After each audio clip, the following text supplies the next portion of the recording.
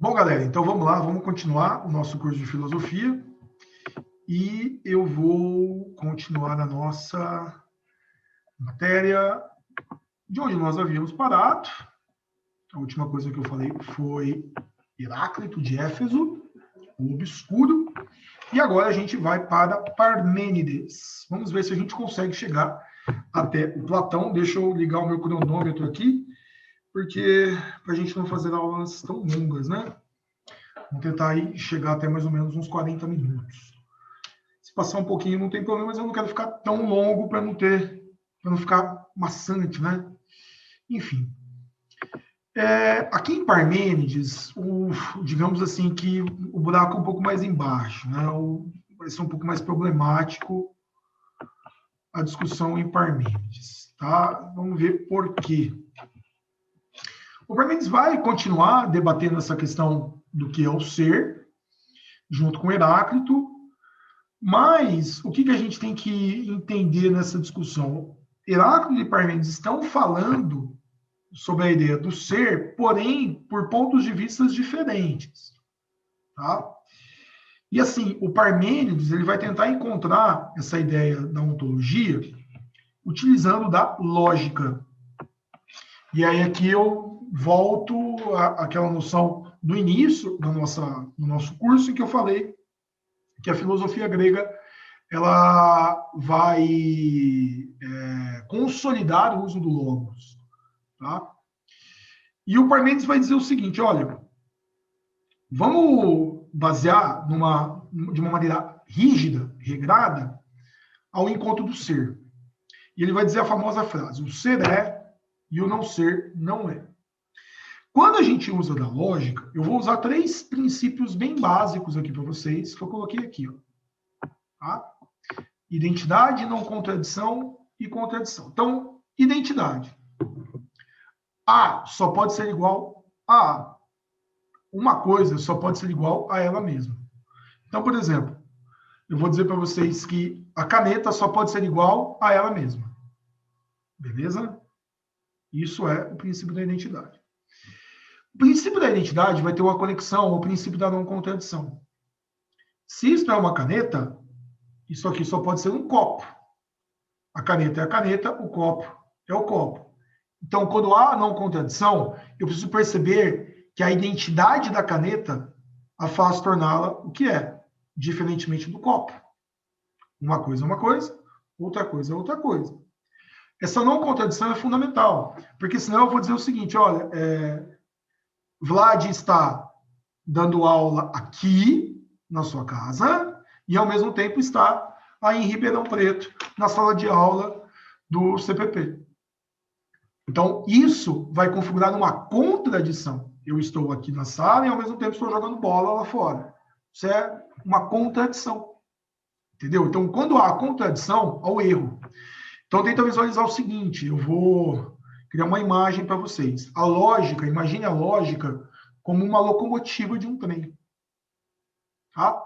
Só que, no caso, a lógica vai pavimentar, ela vai criar os trilhos para a locomotiva. A locomotiva só vai andar sobre os trilhos. O conhecimento só vai existir se ele estiver na lógica. Quer dizer que se ele sair da lógica, ele vai descarrilhar. Então quer dizer que quando eu saio da lógica, eu entro no erro. Era isso que os gregos pensavam naquela época. Então a lógica tem que criar os trilhos corretamente para que o conhecimento, digamos assim, né, ele possa ser locomotivo, ele possa progredir. Tá? Então o que o Parmênides vai dizer? O ser é e o não ser não é. Então, presta atenção. Se o ser é, ele existe. Se algo existe, eu posso falar sobre algo que existe. Eu posso pensar em algo que existe. O não ser não é. Se o não ser não é, logo ele não existe. Eu não posso falar, eu não posso pensar sobre aquilo que não existe. Daí vem a questão do Parmênides. O que é, então, o ser para que eu diferencie do não ser? O ser é único, idêntico, imóvel, imutável, indivisível, tá? E eterno. Parmênides não está se referindo a nós. Tá? Parmênides está se referindo ao pensar, ao conhecer. E aí é que está o grande ponto. Tá? O que será que Parmênides entende aí como o pensar, como o conhecer? Essa imagem que você está vendo aqui, ela é muito importante para Parmênides. Veja que o Parmênides está apontando aqui, ó, vamos dizer, para a nossa consciência, tá? E ele vai usar um termo que vai ser fundamental para você acertar das questões daqui a pouco. Então, ó, eu fiz um desenho aqui, é um desenho tosco, mas ele é bem didático, tá? O cara que melhor leu o Parmênides, e eu acho que eu consigo falar sobre esse cara daqui a pouco, que é o Platão. Eu gosto de colocar o Sócrates e o Platão juntos e bem conectados ali ao Parmênides, porque dá para ter uma compreensão bem interessante. Eu já vou fazer uma leitura platônica aqui do Parmênides, dividindo a existência em dois mundos. Tá? Aqui onde está o corpo, tá? Que é sensível, que é mutável, então tudo aquilo que é do corpo está no plano da sensibilidade. E um outro campo que seria o da razão, seria o do pensamento, que aí depois o Platão vai criar na visão dele o mundo das ideias. Então olha que interessante. Se eu usar aquilo que é corpóreo, ó, estou tocando aqui na parede, tá? Todo o plano corpóreo sensível é mutável. Então eu vou dizer assim, nossa, a parede está gelada. Aí alguém vai tocar aqui e vai dizer, não está tão gelada, não. Tá morno. Ó, a parede é branca. Não, a parede não é branca, a parede é bege. Ela é meio cinza, é um off-white. As nossas sensações, elas percebem o mundo de maneira mutável, ou seja, do plano da mudança. Tá? E aí que tá. O que o Parmênides vai dizer? Se você quer chegar ao ser, e aí é que está o ponto, você precisa entender que o ser para o Parmênides é o conhecimento. O ser está conectado à verdade. E se você for usar das sensações para isso, você não vai chegar ao que é verdadeiro. Por quê? Porque está tudo mudando. Como que eu vou chegar a algo exato? As sensações são meramente opinativas. Elas estão somente no plano da aparência. Quer dizer que as sensações vão te dar somente uma falsa ideia, uma aparência da realidade. Que aí a gente pode pensar também como opinião. Todo mundo tem a sua opinião.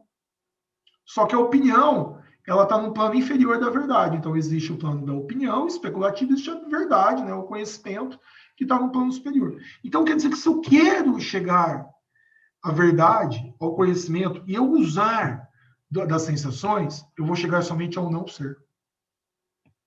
Porém, o que Parmênides percebeu é que existe algo que está incorpóreo. Aí volta lá, ó, na imagem. Né? Tem algo que está dentro da gente. E o que está dentro de nós é o nosso espírito. E é aí que você precisa entender uma coisa. Espírito, em Parmênides, significa razão.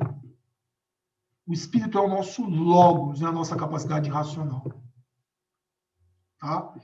E o que é isso? Quer dizer que se você quer chegar à verdade, se quer chegar ao conhecimento, afasta-te dos sentidos e usa somente a razão. Quer dizer que se eu vou usar a razão, eu preciso entender o seguinte: tudo aquilo que eu vou conhecer, eu preciso usar da lógica. Se eu vou usar da lógica, tudo tem que seguir as regras básicas da identidade, da não contradição e da contradição. Quer dizer que as sensações vão gerar uma visão contraditória da realidade. Enquanto que o logos, o espírito, vai me levar a uma noção exata da realidade, vai me levar à essência, aquilo que é verdadeiro, vai me levar ao ser. Então, o que o Parmênides quer? Ele quer diferenciar verdade, né, de opinião. Conhecimento de opinião. Tá? Como é que eu chego à verdade, ao conhecimento? Eu tenho que usar do meu logos. Quer dizer que tudo tem que ser colocado na lógica. Tá? Enquanto que se eu ficar no campo da opinião, eu vou ficar somente no quê? Eu vou ficar somente no plano do não ser, no plano dos sentidos. Quer ver? Uma questão que é bem difícil sobre isso, né? Uma questão da UEL, está no nosso material. Olha lá, ó. Sobre a relação entre a organização da cidade de Atenas, a ideia de polis e o aparecimento da filosofia na Grécia clássica, considera as afirmativas. A filosofia surgiu simultaneamente à cidade-estado. Falamos sobre isso agora há pouco. Sim. Ambiente que predominava o discurso público, baseado na troca de opiniões, no desenvolvimento da argumentação. Perfeito. Lembra lá do Aristóteles, a filosofia nasceu do espanto. A filosofia afastava-se das preocupações imediatas da aparência sensível e voltava-se para as questões do espírito. É aqui que eu diferencio quem sabe filosofia para o vestibular e quem não sabe. Porque muita gente vai pensar que a questão do espírito é da religião e não tem nada a ver. A questão do espírito é a questão da razão. Tá certo.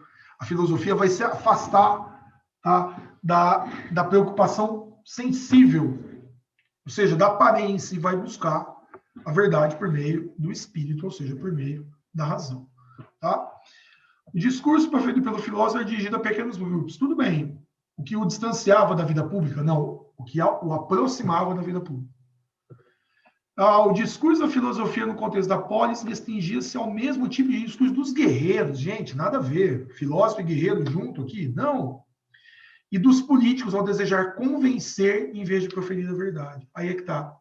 O filósofo jamais vai tentar convencer. Quem vai tentar convencer é o sofista. O sofista não vai ser um filósofo na análise que a gente vai fazer aqui, tá? Que é o ponto que a gente vai discutir já já. Então, a certa é a letra A, tá? Somente as afirmativas 1 e 2 são corretas. Legal? Aqui mais uma também do Parmênides, eu acho que é importante fazer, porque o Parmênides é um pouco difícil. Da UFO, está no nosso material. Então, vamos lá, alternativa correta. A identidade é uma característica ao domínio da opinião. Não. A identidade, lógica, né? É uma característica inerente ao domínio do conhecimento, da verdade. Segundo Parmênides, o mesmo homem não pode entrar duas vezes no mesmo rio. Ele está tentando te confundir com o Heráclito, tá? É o Heráclito que pensa isso. Uma das leis lógicas presente no pensamento de Parmênides é o princípio de identidade. Sim. Segundo o qual todas as coisas podem ser e não ser. Então, eu posso estar aqui dando aula, como não posso não estar. Isso é o princípio da o princípio da contradição. Tá? O caminho da verdade é também a via da identidade, da não contradição. Nesse sentido, somente o ser, por ser imóvel e idêntico, pode ser pensado e dito. Exato. Tá? Como a gente viu lá, o ser é e o não ser não é. Então, a certa é a letra D de dado. Ok? O Sócrates possivelmente conheceu Parmênides, tá? Possivelmente eles se conheceram. E a gente percebe que aqui em Parmênides já começa a ter uma mudança, né, do tema da filosofia. A filosofia começa a ter uma modificação, e essa modificação é consolidada por quem? Pelo Sócrates. A época do Sócrates, que você estudou também na história, veja, é o século de ouro, também conhecido como século de Péricles, século V a.C., que é aquele momento do auge da democracia, né? Depois das guerras médicas, Atenas está muito bem economicamente, exercendo uma hegemonia sobre a Grécia, tá? E a cidade cresceu tanto economicamente, por exemplo, que o pessoal tinha muitos escravizados naquela época. Não, eles não precisavam trabalhar, o cidadão não trabalha, quem trabalha para ele é um escravizado. Então, ele tem mais tempo para o quê, galera? Para se dedicar à vida política, à vida pública. Ele vai ter mais tempo para ir onde? Para ir para a Ágora. Ele vai ter mais tempo para ir para a Ágora, debater, pensar, exercer o ócio criativo. O ócio criativo é ter tempo livre para criar filosofia, por exemplo. Tá? Bom, existe uma visão dentro da história da filosofia que fala que o Sócrates não existiu, que ele foi só um personagem da filosofia do Platão, e isso é um equívoco. Nós sabemos, por várias fontes, além da fonte platônica, que depois eu vou discutir com você, que existiu um cara chamado Sócrates ali. Esse cara foi condenado à morte pelos, digamos, problemas que ele causou naquela época. Então, Xenofontes, que foi um historiador, vai dizer que o Sócrates foi um cidadão exemplar naquela época, um cara que aceitou tudo que Atenas pediu a ele. O Aristófanes, que foi um teatrólogo, vai dizer que Sócrates era um louco, né? Um cara que vivia em cima de uma árvore e conversava com as nuvens. Né? Isso, aliás, queimou o filme do Sócrates. Essa foi a visão que ele colocou do Sócrates numa peça de teatro. E aí tem a visão do Platão, que coloca o Sócrates como aquele que conduz a verdade.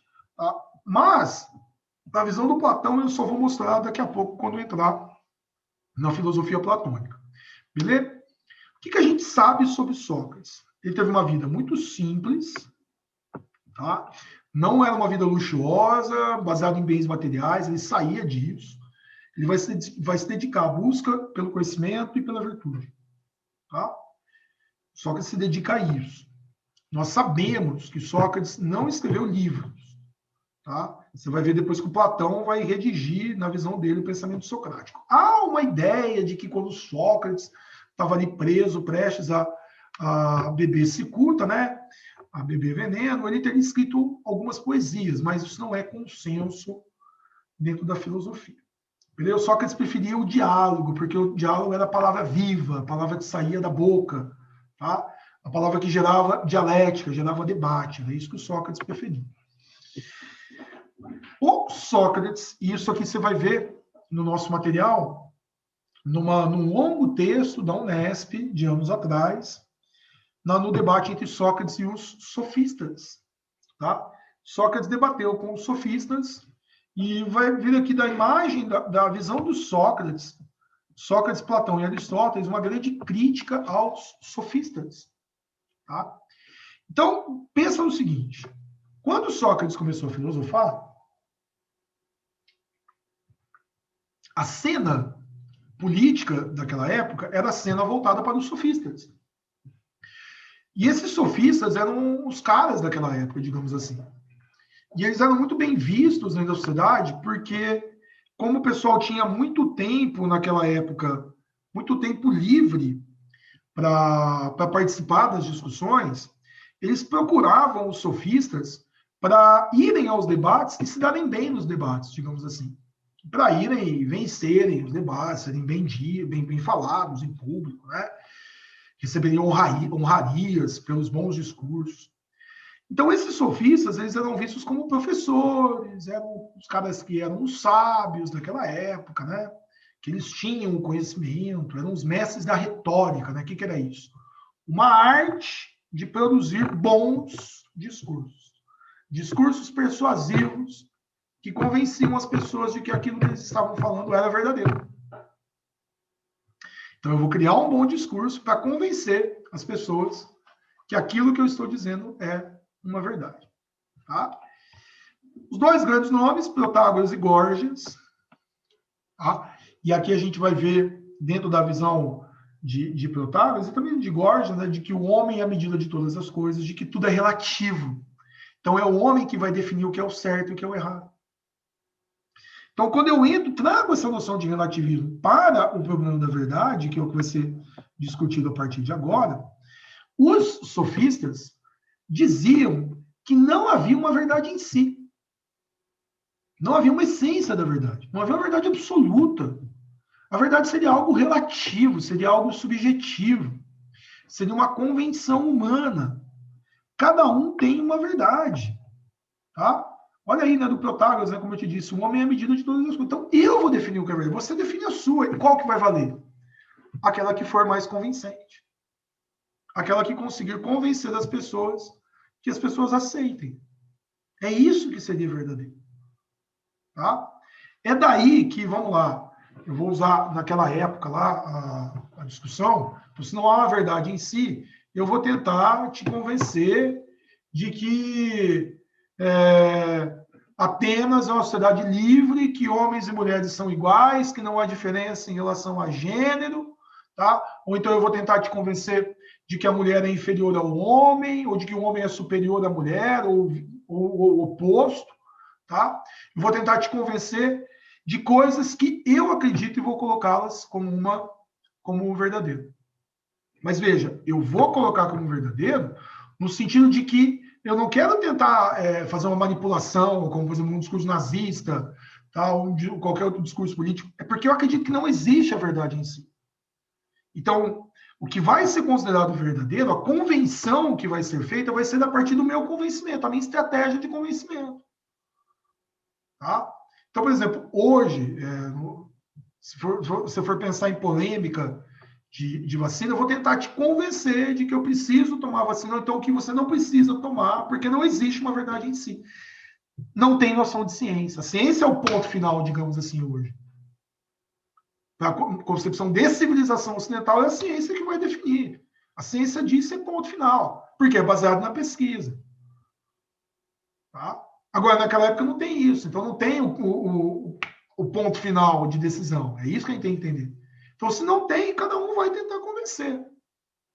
Por isso que os sofistas criavam um enunciado aparentemente verdadeiro.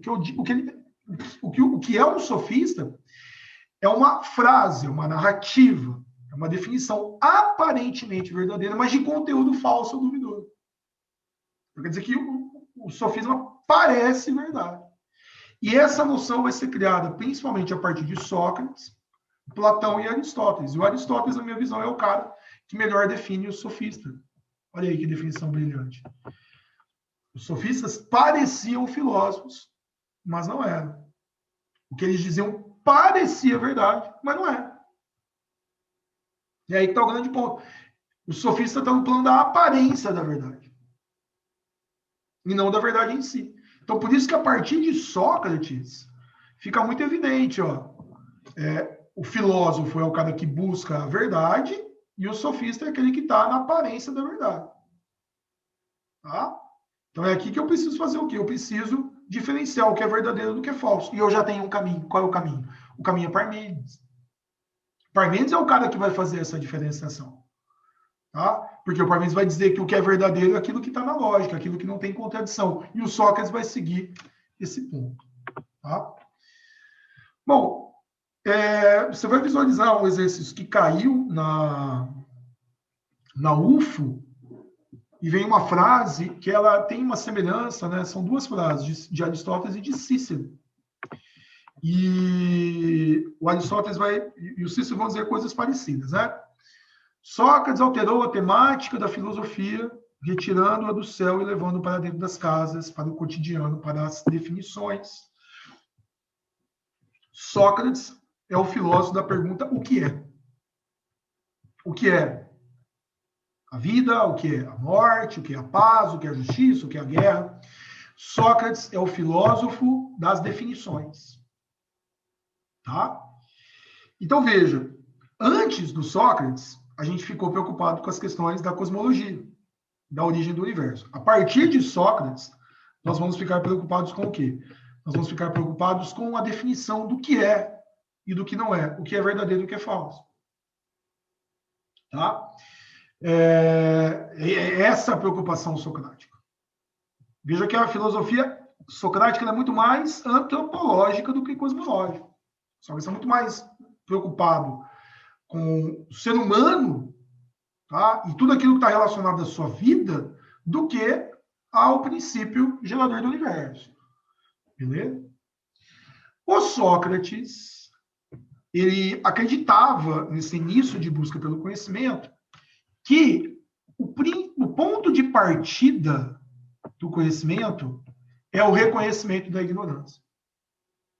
O que isso significa? Que se eu quero buscar a verdade, a primeira coisa que eu tenho que saber é que eu sou ignorante. Eu tenho que reconhecer a minha ignorância. Por quê? Eu sou muito mais sábio quando eu reconheço que eu sou ignorante do que quando eu acho que eu sei alguma coisa, mas na verdade eu não sei.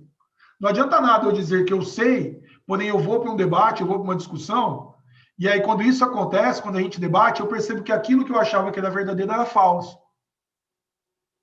Então, o início do conhecimento está no reconhecimento da ignorância. Por isso que vem a famosa frase: só sei que nada sei. Tá? Essa é a questão que a gente tem que colocar. Aquele que se reconhece como sábio, sabe mais daquele que acha que sabe, mas não sabe. Então, só que eles acreditavam nesse ponto, né? E vai ter um momento da sua vida que vai ter uma grande virada. Que ele vai ao oráculo de Delfos, que era dentro do aspecto religioso que havia naquela época, e ele vai com um amigo até o oráculo de Delfos, e quando ele chega lá, o amigo pergunta para o oráculo se existia alguém mais sábio do que Sócrates, porque ele sabia, né, que o Sócrates afirmava que a sabedoria era o reconhecimento da ignorância.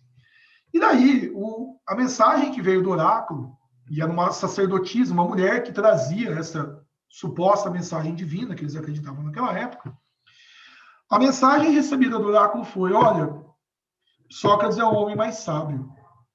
Se Sócrates é o homem mais sábio, aí a gente tem um grande problema, porque se Sócrates é o homem mais sábio, e aquela galera que se dizia sábia, né, os sofistas? Então elas não são sábias, como dizem. Então isso gerou um impacto para o Sócrates.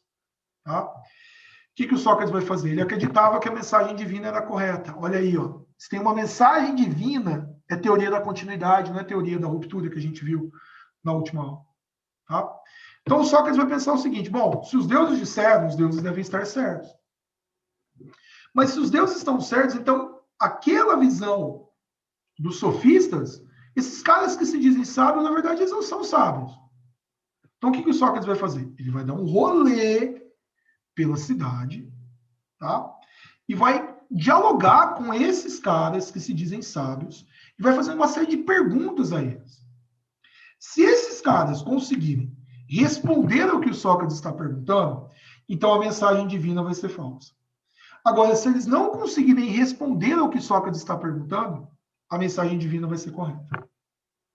É daí que o Sócrates vai desenvolver um método muito famoso, que é o método da maêutica. Tá? E o que é a maêutica? A maêutica é o parto do conhecimento. Isso é muito legal. A mãe do Sócrates era uma parteira, ela dava luz à vida das pessoas, de bebês. Sócrates queria dar luz aos pensamentos verdadeiros, né? Sócrates queria dar à luz à verdade, ao conhecimento. Sócrates queria tirar de dentro de nós a verdade. Você vai entender que o conhecimento está aqui dentro, preciso colocar ele para fora. Quais são os elementos que fazem parte da maêutica socrática? É o diálogo, né? A dialética. E aqui, quando a gente fala em dialética, você vai ter que pressupor o conflito, a oposição, tá? A contradição, que a gente já viu ali no Heráclito, aquele choque de opostos. E em Sócrates, esse diálogo vai acontecer, essa dialética vai acontecer no diálogo, aqui na troca de opiniões. E aí a gente vai perceber que existe a exortação, né? O estímulo que Sócrates faz à pessoa para que ela responda. Eu vou definir e aí eu vou te dar um exemplo já já. Que é o famoso conhece-te a ti mesmo. Então, ó, você fala o que é o conhecimento, o que é a verdade, então coloca para fora para mim. Então, olha aí para dentro de ti e coloca o que é verdade e vamos ver se isso tem lógica, se sustenta, tá? Sócrates vai indagar as pessoas sobre várias definições. Sócrates é irônico, isso aqui é muito importante. O que é a ironia? Sócrates vai ser bem malandro aqui. Porque quando alguém perguntar algo sobre ele, se ele sabe, o que ele vai dizer? Ele vai dizer que ele não sabe. Mesmo que ele já tenha uma definição sobre o assunto. Ele vai afirmar que ele nada sabe. Tá? Sócrates vai usar da aporia. O que é isso? Ele vai criar perguntas que deixam os seus interlocutores confusos. E para que essas pessoas respondam as perguntas de Sócrates, elas vão acabar entrando em contradição. É aqui que está o grande ponto que a gente vai ter que visualizar no exemplo que eu vou te dar. E, obviamente, Sócrates faz um diálogo racional, ele vai usar a lógica. Tá? Então, vamos lá. Eu vou dar um exemplo. Esse exemplo está no livro, está no diálogo de Platão. E o Sócrates estava andando ali pela ágora e tal, e um cara encontrou ele, esse cara era um poeta, era um orador, e ele diz assim a Sócrates: Sócrates, que bom vê-lo. Eu estou fazendo um discurso, Sócrates, sobre a origem dos heróis gregos, e eu gostaria que você assistisse. Eu gostaria que você assistisse, Sócrates, porque se trata de um discurso muito belo. O que Sócrates diz? Ah, é? Então você sabe o que é a beleza? Ó, Sócrates está buscando definições. O que é a beleza? Olha como é que a filosofia mudou de tema. Olha como é que ela é antropológica. Ora, Sócrates, é claro que eu sei o que é beleza. Então veja, o Sócrates indagou o cara, o que é a beleza, tá? E aí o Sócrates vai provocar ele, vai exortar ele, vai estimular ele a responder. Então vai, me diz aí o que é a beleza. Aí o cara diz, ora, Sócrates, uma bela virgem. Ah, é? Então a beleza pode ser algo concreto? Claro, Sócrates.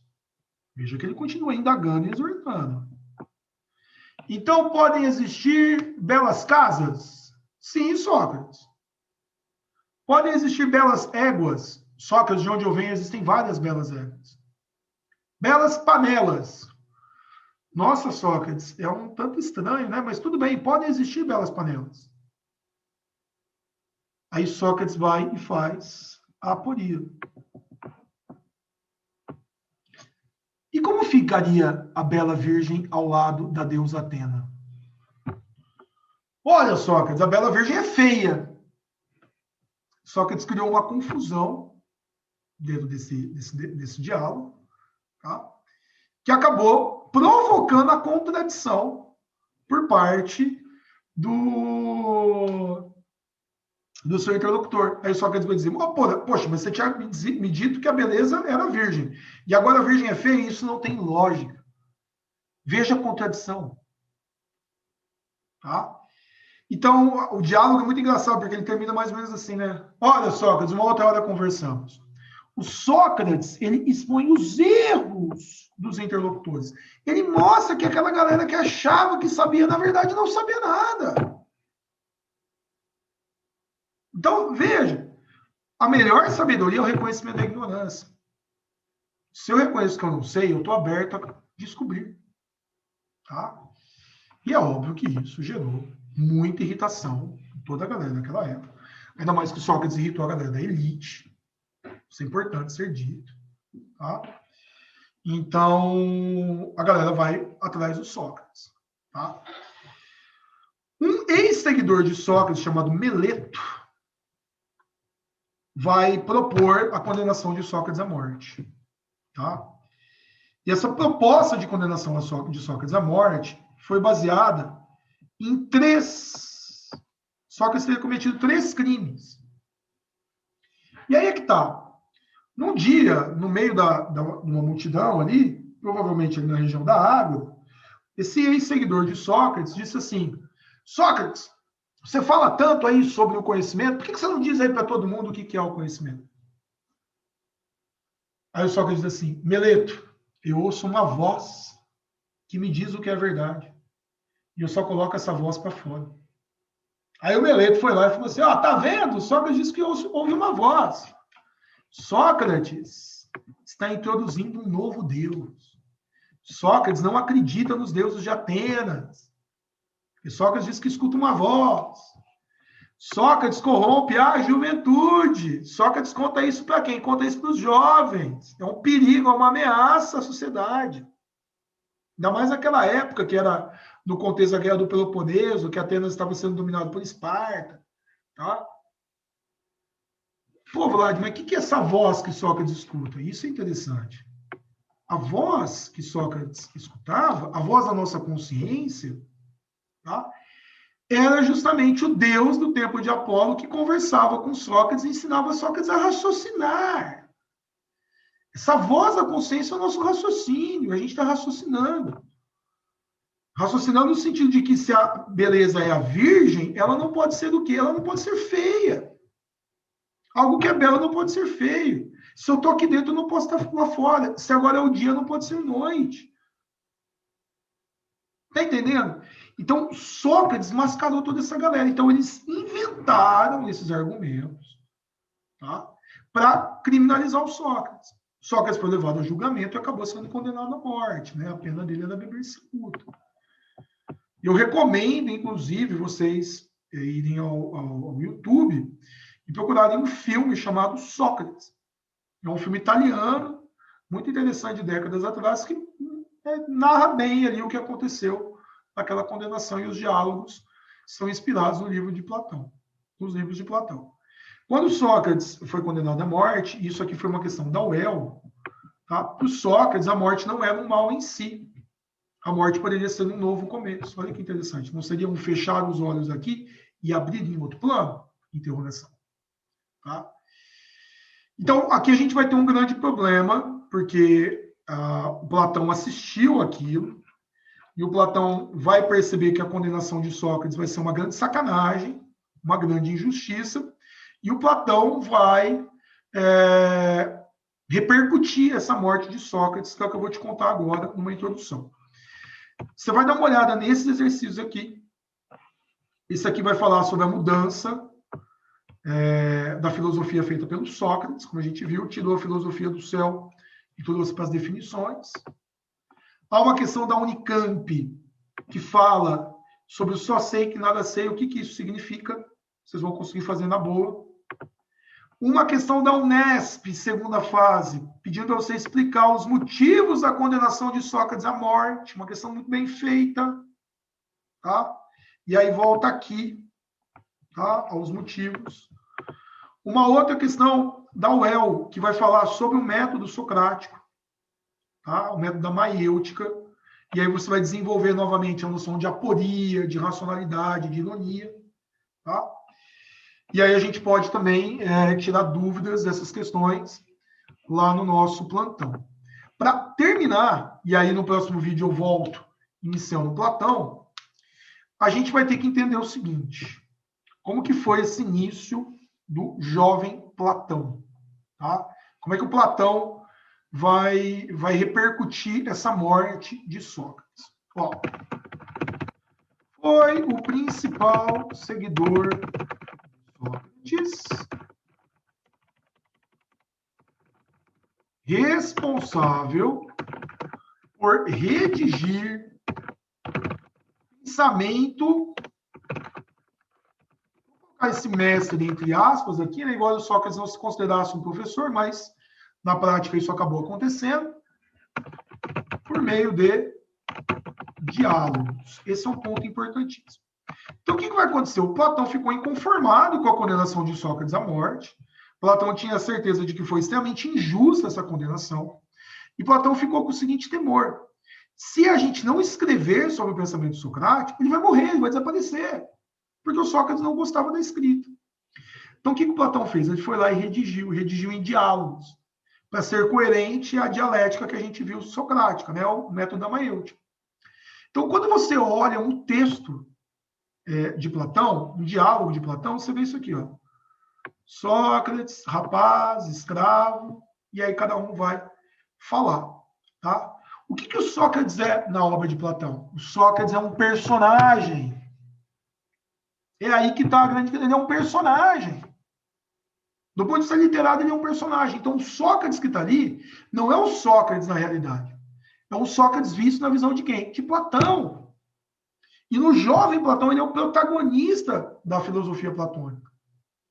Tá? Então, é por meio do personagem Sócrates que Platão vai explicar o pensamento do seu mestre, mas explicar já na leitura, na interpretação platônica. E aí é que está. Dessa maneira, surgiu a filosofia socrático-platônica.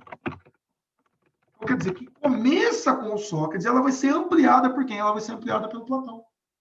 Platão vai nos explicar essa ideia da voz que o Sócrates ouvia, vai ampliar essa noção da busca pelas definições, e aí ele vai criar uma filosofia muito interessante. Tá? Platão foi o criador da escola de Atenas, tá? Tendo como principal aluno Aristóteles.